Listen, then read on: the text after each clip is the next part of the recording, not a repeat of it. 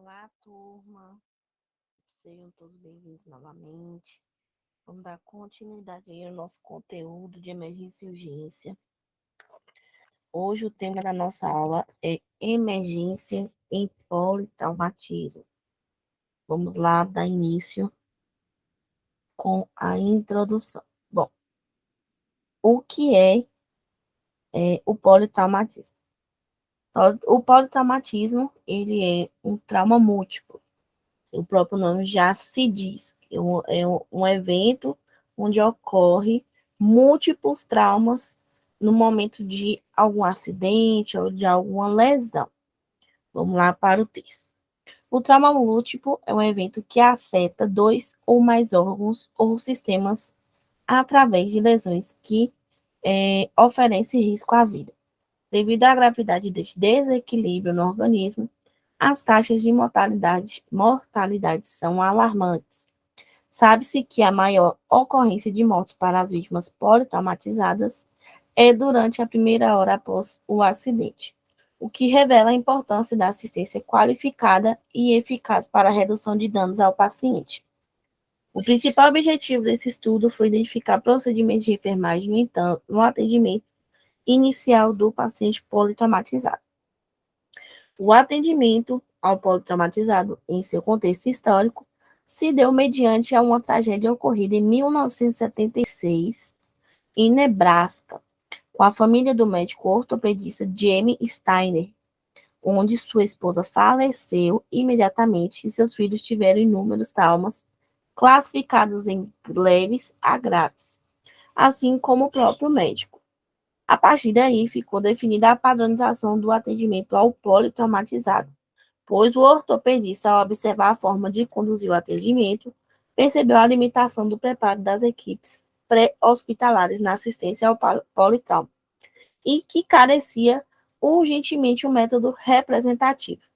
O que acontece? Hoje, no mundo inteiro, nós temos aí um preparo, nós temos um método, nós temos aí a qualificação da equipe justamente para quando houver esses eventos de acidentes relacionados com pacientes a trauma ou politraumatizados, nós temos aí uma equipe responsável, uma equipe que vai estar preparada propriamente para fazer o socorro desse paciente e tentar salvar a vida do paciente e também das pessoas que estavam ali naquele acidente.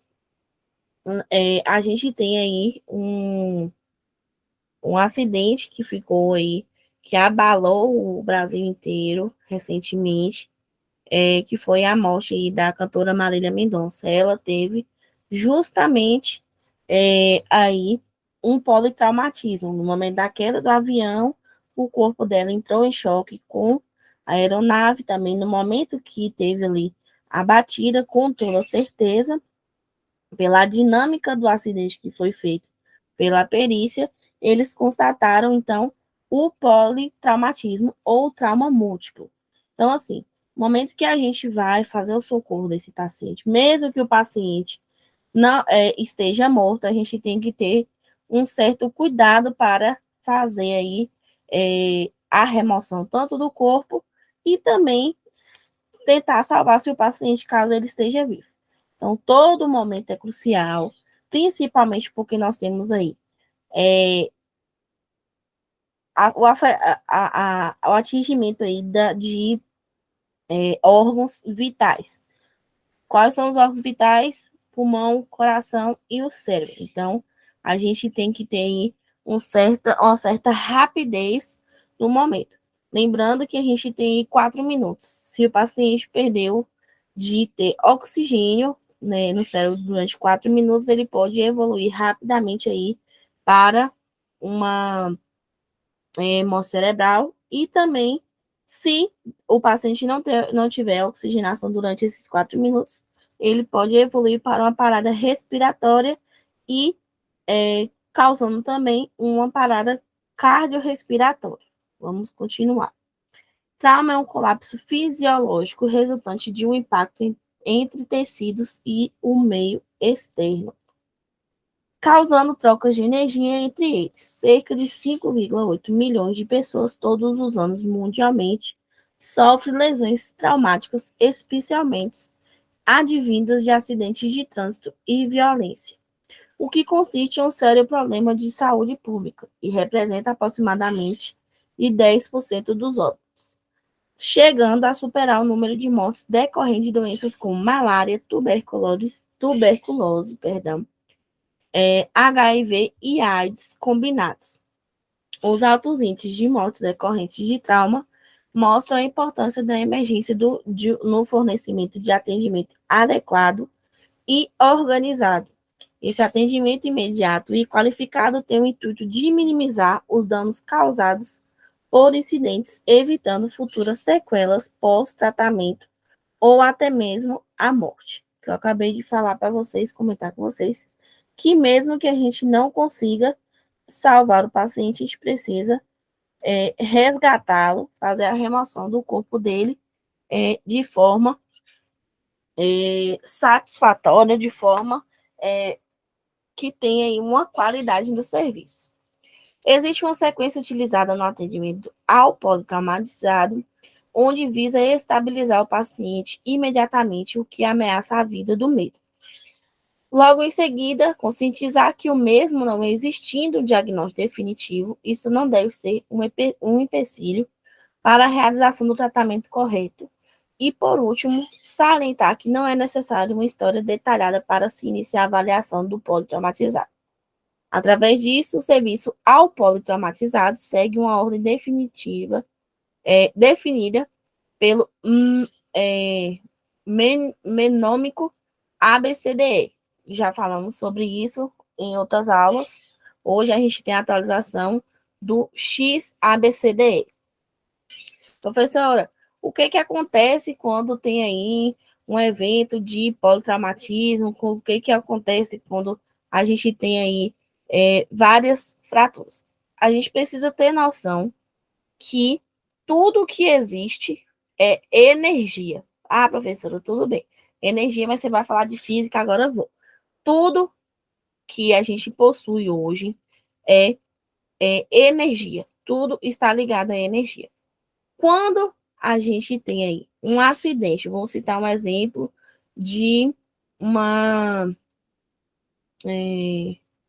acidente de carro. O carro bateu ali de frente a uma pedra, bateu no caminhão, algo do tipo que cortou ali imediatamente, abruptamente, a energia. A velocidade é a energia que faz movimentar o veículo. Quando a gente tem esse corte de energia abrupto, em casos, se o condutor ou as pessoas que estavam dentro daquele veículo, ele não tiver de cinto de segurança, aquela energia vai movimentar, vai jogar o corpo desse paciente para fora de dentro do veículo e automaticamente o paciente vai ter aí um choque com onde ele for arremessado. Ele pode ser arremessado no solo, pode ser arremessado em outro veículo, independente, ele vai ter. No momento desse choque, dessa colisão, dessa batida que o corpo vai ter uma pressão entre os órgãos. Os órgãos, todos eles estão ali uniformemente organizados. Quando há essa pressão, pode ser que esses órgãos sejam esmagados e com essa força dessa pressão, pode ser que ocorra até a ruptura e eles venham a explodir. No caso de ossos, nós temos aí as fraturas. Para detectar possíveis lesões fatais ao paciente, o ABCDE é uma forma de atendimento ao politraumatizado, definido de acordo com as lesões mais leves, tendo como significado A, ARS, manter as vias aéreas descongestionadas e protegidas. B, breath, respiração, ventilação e avaliação da oxigenação. C, circulação, que corresponde à manutenção da circulação do paciente, e D, disability, perdão, se assemelha à avaliação neurológica por meio da escala de coma de Glasgow, e exposure, correlaciona-se à exposição e controle da temperatura do paciente. Já no caso do X, que hoje a gente tem a atualização, nós temos aí o controle de hemorragias graves. Esta sequência deve ser aplicada inicialmente no atendimento primário politraumatizado, podendo ser retomado durante a monitorização dos sinais vitais no exame secundário. Este modelo de avaliação foi sistematizado porque verificou-se que o trauma mata, seguindo uma cronologia previsível. Assim, por exemplo, a obstrução das vias aéreas mata mais rápido do que a perda da capacidade de respiração, que mata mais rápido do que a redução do volume de sangue circulante, seguindo do problema mais letal, a presença de uma massa expansiva em lesão da lesão intracraniana. O ATLS é um protocolo mundial para os cuidados hospitalares, projetado para profissionais de saúde de um modo geral, médicos, enfermeiros, paramédicos, socorristas, bombeiros, e também os técnicos de enfermagem que trabalham no paciente de trauma, se importam tanto dentro como fora do ambiente hospitalar que trabalham. Portanto, o problema completamente específico dos cuidados de enfermagem e adaptações previstas no presente ambiente está contemplado neste protocolo. No Brasil, o atendimento de emergência é caracterizado por altas taxas de vítimas politraumatizadas. Lembra que eu comentei com vocês sobre a questão de pacientes jovens? O Brasil possui um grande número aí de acidentes automobilísticos, principalmente com homens e jovens, está referente aí e está incluído justamente os pacientes politraumatizados. A abordagem inicial é de fundamental importância na redução da morbidade, mortalidade e lesões secundárias também, devido ao cuidado precário. Este estudo teve como objetivo analisar o desempenho do enfermeiro em relação ao cuidado de paciente politraumatizado e o conhecimento do protocolo ABCDE, trauma e também o uso. O atendimento de urgência prestado por essas especialidades deve ser ligado ao tipo de lesão da vítima e ao procedimento específico de cada cliente. Esses fatores devem ser levados em conta buscando a análise científica no cuidado e também levando à excelência do desempenho. Implementação de protocolos mundialmente conhecidos são uma ferramenta importante para ajudar o enfermeiro de emergência, porque é devido ao fato de que os profissionais organizam e priorizam ações de enfermagem para a vítima de trauma grave, que precisa a avaliação e também a classificação constante em um ambiente estressante, como a tomada de decisões. O cuidado de enfermagem, de maneira geral, realizada na instituição estudada, mostrou fragilidade dos profissionais sobre a abordagem inicial ao paciente politraumatizado. Percebe-se que a necessidade de percepção reflexiva a fim de compreender a razão para cada cuidado, contribuindo para a desmitificação e do aspecto técnico designado para profissionais de enfermagem. Ou seja, o contexto que o texto quis trazer. Hoje, no Brasil, esse estudo é um estudo recente, é um estudo de 2018, porém, há aí uma percepção que há uma falha hoje na equipe brasileira, equipe de saúde, equipe de enfermagem brasileira, para se lidar com pacientes politraumatizados. Então, cabe nós, que estamos formando agora, as equipes que estão formando agora, se profissionalizarem, fazerem cursos específicos para melhorar o atendimento a esses tipos de pacientes. as definições. Primeiro, a gente tem aí definição de trauma. O que é o trauma? Trauma é uma lesão de extensão, intensidade e gravidade variáveis que pode ser produzida por agentes diversos, sendo eles físicos, químicos ou também elétricos. Lembra lá do choque elétrico que eu falei para vocês, que tem a porta de entrada e a porta de saída. No momento que a gente tem a corrente elétrica andando, circulando pelo nosso organismo, a gente pode ter aí um trauma dentro do nosso organismo ou de todos os nossos órgãos, de forma acidental ou intencional, capaz de produzir perturbações locais ou sistêmicas. Professora, quer dizer que o trauma não é somente cair, bater o carro, bater a moto. Não, existem traumas químicos, existem traumas elétricos, como eu já citei para vocês aí, e existem os traumas físicos, que é o que a gente mais conhece. Trauma maior. Paciente que na classificação pré-hospitalar apresenta um ou mais dois critérios. Exemplo. Primeiro, os parâmetros vitais. Ele possui aí no ECG volume menor que 14, ou deteriorização neurológica com a pressão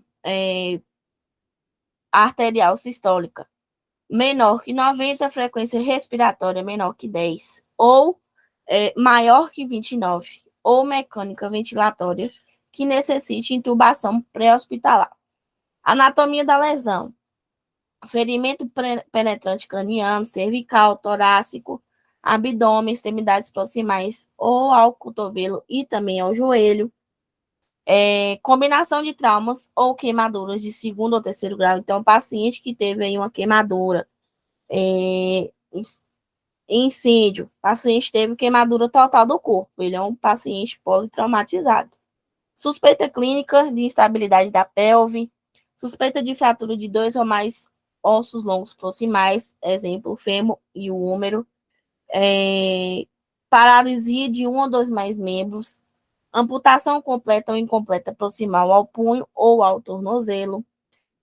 Na parte do mecanismo do trauma, pode ser um impacto violento, ejeção do veículo, velocidade do veículo superior a 60 km, deformação externa superior a 50 centímetros, intrusão da lataria superior a 30 centímetros, capotamento do veículo, morte de um ocupante do mesmo veículo, colisão do automóvel, atropelamento de pedestre ou de ciclista com velocidade superior a 10 km. Tá? No caso dos traumas menores, aquele que na triagem se enquadra em um ou dois mais critérios são dados vitais normais, fraturas alinhadas, luxações, lacerações com dor leve ou moderada, lesão de pele subcutânea, com sangramento compreensível, trauma torácico com dor leve, sem dispneia, suspeita de fratura, entorse, luxação, contusões e mialgias, escoriações, ferimentos que não requerem fechamento e outros traumas que não contêm critérios para trauma maior. E na etiologia nós temos acidentes automobilísticos, que a gente mais conhece, atropelamentos, colisões, quedas, acidentes de recreação, jogos de contato como mergulho, agressões interpessoais, ferimentos por projétil de arma de fogo, ferimentos por arma branca, e também temos aí eletricidade e as queimaduras. No atendimento hospitalar, a classificação de risco tem como finalidade identificar a prioridade clínica que o paciente deve ser atendido e o respectivo tempo-alvo recomendado até a observação médica. Não se trata de estabelecer diagnósticos. A gente precisa estabilizar o paciente, mesmo que não possua um médico na equipe no momento do atendimento. O objetivo principal é salvar o paciente. O atendimento a uma vítima de trauma deve se contemplar todos os passos do atendimento ao politraumatizado. A sistematização proposta pelo Colégio Americano de Cirurgiões é de fundamental importância, pois garante a estabilização da vítima e triagem adequada para o tratamento definitivo. Mecanismos de lesão, forças de lesão, localização e o estado hemodinâmico do paciente determina a prioridade e o melhor método de avaliação. Atendimento pré-hospitalar. No atendimento a uma vítima de trauma, deve contemplar todos os passos do atendimento ao pronto traumatizado, tanto no ambiente hospitalar como no atendimento pré-hospitalar. A sistematização garante pronto diagnóstico e tratamento com um ganho de tempo fundamental e o mecanismo de lesão, como forças de lesão, localização da lesão e o estado hemodinâmico do paciente, determinam também a prioridade e o melhor método de avaliação. É aquela questão que eu comentei com vocês em outras aulas. A gente vai fazer a triagem do paciente aí e verificar qual paciente que possui mais risco de evoluir a óbito. Então, a gente vai começar a fazer o socorro desse paciente primeiro. Aqui nós temos a cinemática do trauma. Quais são os tipos que a gente tem aí? Mecanismo de trauma, velocidade do veículo, tipo de colisão, se é frontal, lateral ou capotamento, uso de cinto de segurança, tempo decorrido até a chegada do resgate, a altura de uma determinada queda, a temperatura das queimaduras, onde foi que foi o choque, qual foi a voltagem do choque que o paciente tomou, tudo isso é cinemática do trauma. Aqui a gente tem o quadro do ABCDE. A letra A, manutenção das vias aéreas pérvias e controle cervical, acessórios, oximetria de pulso, se disponível. Na B, avaliação e manutenção da respiração mecânica e também ventilatória. Na letra C, manutenção da circulação e controle de hemorragia, manômetro de pressão, micro-ondas para aquecer os fluidos e sondagem vesical, avaliação do estado neurológico, com estabilização, juntamente com o colar cervical e prancha longa, é o momento que a gente vai fazer aí o pranchamento do paciente para a remoção do mesmo, exposição, na letra E, que é a retirada das roupas e o controle do ambiente, como, por exemplo, evitar hipotermia, vamos aquecer o paciente. Na avaliação primária do paciente com suspeita de trauma, devemos, primeiro, garantir a segurança do local. Segundo, avaliar a responsividade, chamar o paciente e executar simultaneamente a estabilização manual do colar cervical e iniciar a verificação da respiração. Ver se o paciente está respirando, se o paciente consegue entender o que houve, se ele consegue responder o que você pergunta, se ele consegue entender que você está ali tentando ajudá-lo. Terceiro, avaliar as vias aéreas. Manter as vias aéreas pérvias através das manobras de abertura das vias aéreas para trauma. Retirar as secreções e corpos estranhos da cavidade oral, porque ele pode ali engasgar. Considerar o uso de cânula oro ou nasofaríngea. Oximetria e O2 por máscara facial de 10 a 12 minutos. Se saturação for menor que 94%, estabilizar manualmente a cabeça com alinhamento neutro da coluna cervical. Professor, o que é o alinhamento neutro da coluna cervical? Não vai ter levantamento nenhum da cabeça. Ele vai estar abaixo do tórax, vai ficar alinhado, o paciente vai estar deitado. Colocar o colar cervical assim que possível. Avaliar as indicações de via aérea definitiva. Quarto passo, avaliar a presença da boa respiração e oxigenação. Mesma conversa que a gente tem em todas as aulas. Oxigenação significa que está tendo circulação sanguínea. Então, o paciente está funcionando normal. Ele está tendo envio, está tendo bombeamento específico, o bombeamento satisfatório do coração, está chegando sangue em todas as áreas do paciente.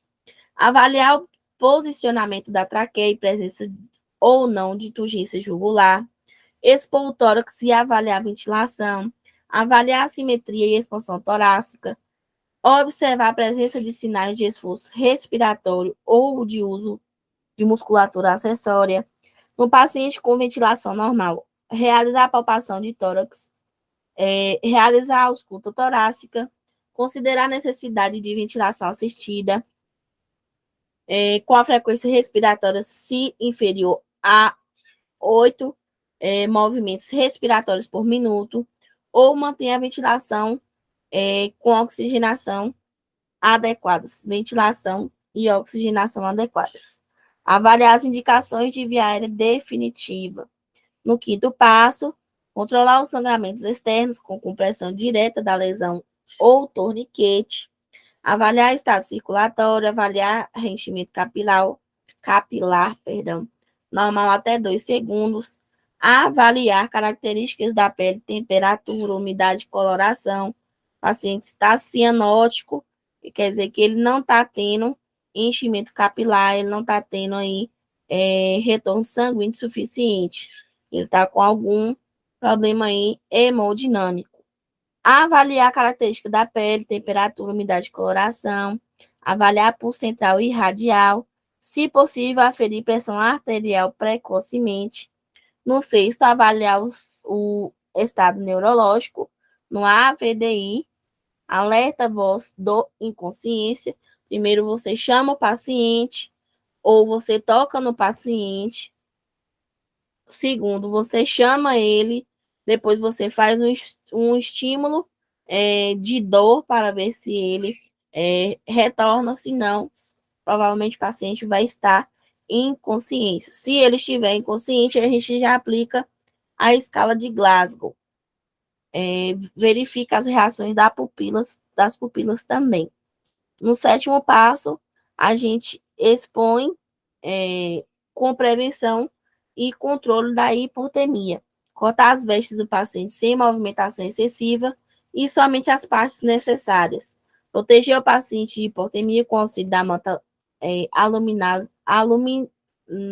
aluminizada, utilizar outras medidas para prevenir a hipotermia, como, por exemplo, desligar o ar-condicionado da ambulância. 8. Realizar o contato com a regulação médica para definição do encaminhamento e ou unidade de saúde. No momento que a gente está fazendo o resgate, a gente já liga lá para verificar onde é que o paciente vai ser encaminhado. Na avaliação secundária, primeiro, a avaliação dos sinais vitais, entrevistas ampla com o paciente, familiares e ou terceiros. Primeiro a gente pergunta o nome, idade, verifica os sinais vitais, respiração, pulso, pressão, PA, pele. A gente usa aí o SAMPLA, o SAMPLA, que são as perguntas sintomas ou queixa principal, alergias, problema, doença atual, medicamentos e ou tratamentos em uso, passado médico, gravidez, problemas de saúde ou doença, se existe alguma doença atual, se ingeriu líquidos ou alimentos e quando foi a última refeição, ambiente do evento, como é que ocorreu e uma observação. Em pacientes inconscientes ou impossibilitados de responder, buscar as informações com os circundantes ou os familiares. Aonde o paciente estiver, se houver alguma pessoa presente, a gente vai colher as informações. Segundo, avaliação complementar, com a glicemia capilar se disponível. Terceiro, exame da cabeça aos pés, frente e dorso. Objetivo específico do exame é localizar ferimentos, sangramentos, afundamentos, desvios, hematomas, alterações da cor da pele ou mucosas, assimetria, instabilidades, alterações, motricidade e sensibilidade. Propedências a serem utilizadas: inspeção em seguida de palpação, ausculta, percussão e na cabeça e face, inspecionar e palpar o couro cabeludo, orelhas, olho da face, olhos, pupilas e verificar o diâmetro e reação da luz e simetria pupilar e também nariz e boca. Importante, se o paciente teve um acidente, bateu a cabeça, mas ele não está sentindo nada, porém ele tem lá o sinal de guaxinim. Sinal de guaxinim quando o paciente possui algum trauma crânioencefálico. Vai ser as reações que ele vai ter, tanto abaixo dos olhos quanto atrás das orelhas. No pescoço, avaliar a região anterior e posterior, avaliar em especial se há distensão das veias ou desvio de traqueia.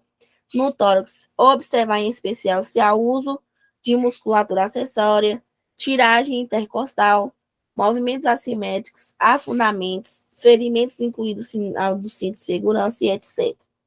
Observar contusões ou lesões abertas, distensão abdominal, dor à palpação e ao rechaço, abdômen em tábua e o sinal de cinto de segurança. Já em pelve, observar sangramentos, contusões ou lesões abertas e realizar a palpação das cristas ilíacas na busca de dor e ou instabilidade, realizando a compressão lateromedial e anteroposterior. Nos membros, observar em especial a palpação de pulsos distais e perfusão dos membros, como reenchimento capilar, avaliar a força motora, solicitando que o paciente movimente os pés e eleve a perna de cada vez, aperte a mão do profissional e eleve o braço de cada vez. Se não houver suspeita de lesão, avaliar a sensibilidade, sempre realizar a avaliação comparando um membro com o outro, dorso, se possível, e inspecionar a presença de deformidades, contusões, hematomas e ferimentos e palpar processos espinhosos durante o posicionamento na prancha longa em busca de dor. Ainda em trauma abdominal, a circulação durante o atendimento primário inclui uma avaliação precoce para possíveis lesões intraabdominais e hemorragia pélvica em pacientes que tenham um trauma abdominal. Lesões penetrantes do tronco do osso entre o mamilo e o períneo devem ser consideradas como potenciais lesões intraperitoneais. Indicações de laparotomia de emergência. Um julgamento cirúrgico é sempre necessário para determinar se há necessidade e o melhor momento para a laparotomia. As indicações abaixo também são comumente usadas para facilitar a tomada de decisão. Aqui nós temos aí trauma abdominal contuso fechado, que não ocorre solução de descontinuidade e as lesões ocorrem por mecanismo indireto, podendo cursar com compressão e esmagamento ou cisalhamento de vísceras abdominais, hemorragia, ruptura de órgãos e vasos abdominais, além de lesões por laceração. No penetrante, solução descontinuidade da pele e ultrapassa o peritônio. Trauma abdominal físico, nós vamos aí ter os passos de inspeção, ausculta e percussão e palpação, que a gente já viu lá nas outras aulas como é que a gente faz. O que a gente pode usar lá junto ao exame físico. Primeiro, a sondagem gástrica, a gente faz aí uma lavagem do intestino, do estômago do paciente, para evitar que a gente tenha aí uma confusão dos sons. Sondagem vesical, que eu também já falei. Raio-X, o FAST, que é um protocolo que a gente usa. Lavagem peritoneal, tomografia computadorizada, laparotomia ou torascopia, diagnósticas, aí vai ser o cirurgião, em caso de acidente, ele vai ver, se não conseguir constatar nenhum diagnóstico, ele vai usar a laparoscopia ou toracoscopia para poder fechar aí o diagnóstico do paciente, começar a realizar o tratamento.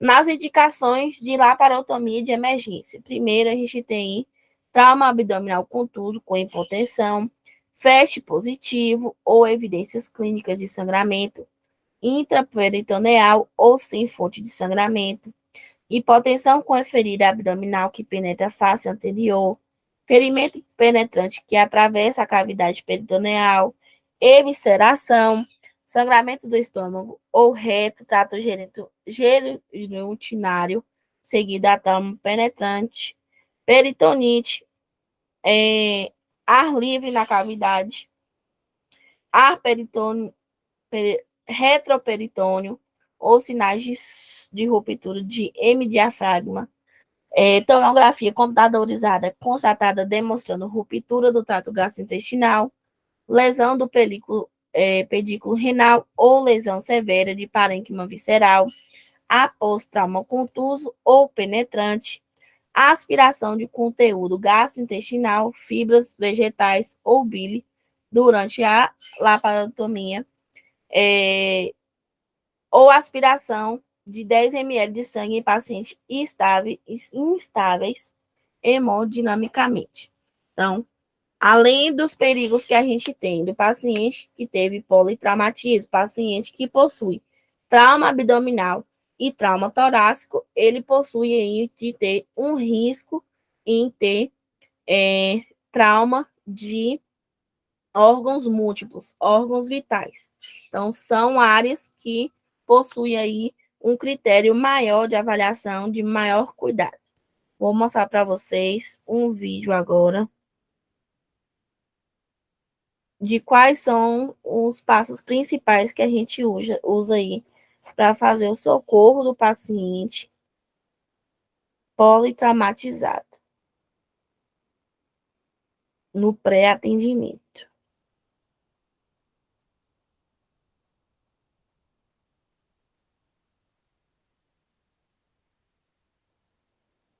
Vou citar de forma bem objetiva esses 10 passos, que nada mais é do que a sequência completa de atendimento no pré-hospitalar de uma vítima de politrauma, com início ali a equipe ainda na base, sendo acionada, até a transferência de cuidado lá no hospital. Vamos ver qual é esse passo a passo.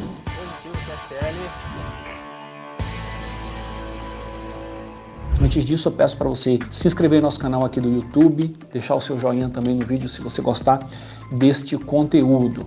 Passo número 1, tempo-resposta. Esse tempo-resposta que é constituído do acionamento, da saída da equipe da base, do deslocamento até a cena. Então, da hora que alguém pede ajuda ali, liga para o SAMU, por exemplo, até a equipe chegar na cena, isso que a gente considera de tempo-resposta. E aqui existem vários elementos importantes, como a prontidão na base, etc., para a gente ter o melhor tempo-resposta possível. Segundo passo, o elemento importante é a segurança. A segurança passa pelos equipamentos de proteção individual, pela forma de se deslocar, de conduzir a ambulância, com cintos de segurança, com toda a questão que vai vir posteriormente durante a cena, de gestão de riscos, etc. Terceiro passo é a própria avaliação da cena, que já começa ali através de uma avaliação de para-brisa, uma avaliação em 360 graus da cena, se necessário pedir apoio para outras instituições, outros órgãos que precisem ajudar ali no momento. Eventualmente, se tiver mais de uma vítima, pode ser que seja necessário fazer uma triagem para priorizar os recursos iniciais e também já observar a vítima à distância para já criar uma impressão geral desta vítima, que é justamente o nosso quarto passo. Antes mesmo de abordar a vítima, você tem ali uma impressão geral. Você sabe se aquela vítima é uma vítima crítica, uma vítima aparentemente não crítica, qual é o decúbito que ela está, qual é a posição, se é uma vítima que está agitada, que está calma, que eventualmente pode estar aparecendo, estar com um rebaixamento de nível de consciência ou inconsciente.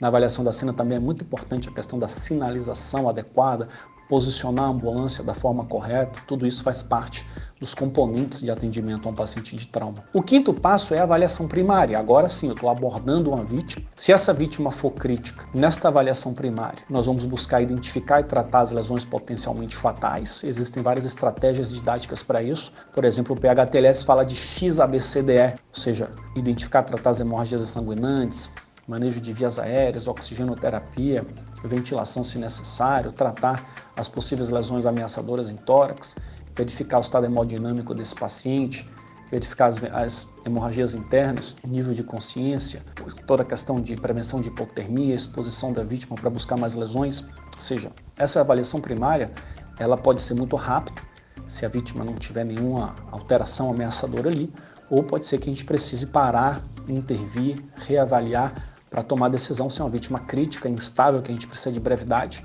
ou se é uma vítima que está estável, que a gente possa prosseguir para uma avaliação mais detalhada, que seria justamente essa avaliação secundária. Essa avaliação secundária ela é composta de alguns elementos, como por exemplo a aferição de sinais vitais, alguns exames complementares que podem ser realizados, o exame físico mais detalhado, de forma cefalocaudal, procurando de forma mais detalhada algum tipo de alteração que possa ter passado despercebida. Aqui na avaliação secundária nós podemos também fazer uma anamnese rápida para colher algumas informações, por exemplo, através do mnemônico SAMPLA. Nós vamos ver sinais e sintomas, alergia, medicamentos, passado médico, se o paciente se alimentou, se utilizou, o que é que aconteceu no contexto daquele acidente, já que a gente está falando aqui de uma situação de trauma, para a gente poder fazer algum diagnóstico mais preciso ou estabelecer alguma conduta, como por exemplo a imobilização de membro, de fratura, a técnica de RMC que será utilizada, lembrando que a recessão imune da coluna ela é onipresente. Lá no exame primário já existem várias decisões voltadas para RMC, desde uma simples estabilização cervical até uma decisão de retirada rápida, por exemplo, para transportar uma vítima instável. E lá no exame secundário a gente pode aplicar um critério para saber se esse paciente vai precisar de um RMC completo ou não. Na sequência, tem a regulação, que pode vir antes da avaliação secundária se esse paciente estiver instável hemodinamicamente. E nada mais é do que falar com a nossa central, sempre que o serviço de APH tivesse acesso, para poder passar o quadro para a central direcionar para o melhor local para recepcionar esse paciente dentro da rede de urgência. Em seguida, tem o próprio transporte. O transporte desse paciente tem várias variáveis a depender do tipo de paciente que nós temos. Existem vários tipos de transportes, inclusive transporte de básica, transporte de avançado, transporte de um aeromédico, por exemplo. Então, para onde levar, quando levar, durante o transporte, como acomodar esse paciente dentro da ambulância, como fazer com que a sua ambulância não apresente riscos para esse paciente, para o acompanhante, para a própria equipe. Então, tem toda uma série de detalhes que a gente tem que prestar atenção também durante o transporte. Durante esse transporte, e até mesmo na cena, inicialmente, até esse paciente ser transportado, tem a questão da reavaliação continuada, a monitorização desse paciente. Um paciente grave, ele pode evoluir favoravelmente, a depender das nossas intervenções, ou ele pode também ir piorando e necessitar de novas intervenções ao longo do atendimento. Então, esse paciente, nós temos que manter a vigilância o tempo todo nele, e ao identificar possíveis alterações, intervir nesse paciente. E por fim, o 10º e último passo é a transferência de cuidados. Tem tanto a transferência de cuidado em relação a como passar o paciente, por exemplo, da sua maca da ambulância para a maca do hospital, quanto como passar o quadro clínico desse paciente, a história do que você coletou no pré-hospitalar para os colegas do intra-hospitalar. Então, existem alguns mnemônicos, por exemplo, como ATMIST, entre outros, onde você pode passar de forma bem objetiva os principais elementos que o colega do intra vai precisar para poder continuar conduzindo esse atendimento.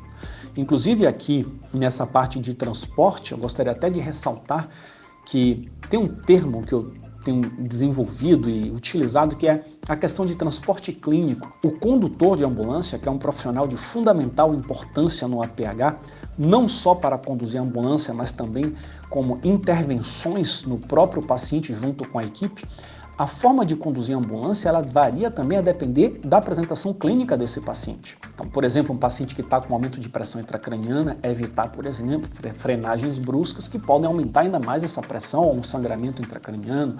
O paciente que está com a suspeita ou indicação de RMC completa, evitar a força gravitacional, a brusca em curvas ou em lombadas ou em estradas que podem apresentar irregularidades. Portanto, existe uma série de conhecimentos necessários para o condutor, junto com a equipe, tomar a decisão sobre qual a melhor forma de conduzir a ambulância. Portanto, esses 10 passos que aparecem aqui são os 10 passos que nós buscamos criar para sistematizar e facilitar o entendimento do atendimento a um paciente de politrauma no APH. Obviamente que a depender do quadro do paciente, a ordem pode mudar, pode sofrer algumas variações, mas aqui nós temos uma visão geral para poder treinar de forma sistematizada cada elemento. E nós vamos, inclusive, fazer isso de forma bem mais aprofundada em nosso treinamento, que vai ser um treinamento gratuito, online, ao vivo, que vai acontecer entre os dias 6 e 9 de junho, através de 4 lives, onde de forma teórica e prática nós vamos ministrar um curso completo de atendimento inicial ao politrauma, os 10 passos para a gente imobilização de cena, vias aéreas, oxigenoterapia, a obtenção de acesso vascular, por exemplo, para uma reposição volêmica, imobilização de membros, técnicas voltadas para manejo da vítima na cena, com restrição de movimento da coluna para tirar o paciente da cena, para transportar o paciente na ambulância, para fazer uma transferência de cuidados. Tudo isso a gente vai estar discutindo e mostrando na prática nesse treinamento gratuito, e você pode se inscrever clicando.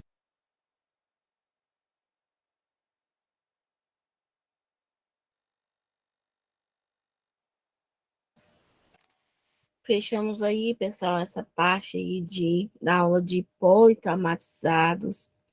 Espero que vocês tenham conseguido entender como é que a gente faz aí o atendimento pré-hospitalar, faz aí a classificação, faz os 10 passos, avalia toda a cena, sendo que pacientes com traumas torácicos e pacientes com traumas abdominais a gente precisa ter uma atenção maior. Tudo isso está relacionado aí ao tempo também que a gente vai usar para poder fazer o socorro desse paciente. A gente finaliza essa aula aqui. Próxima aula a gente entra em traumatismo crânioencefálico. Até a próxima aula. Obrigada. Tchau, tchau.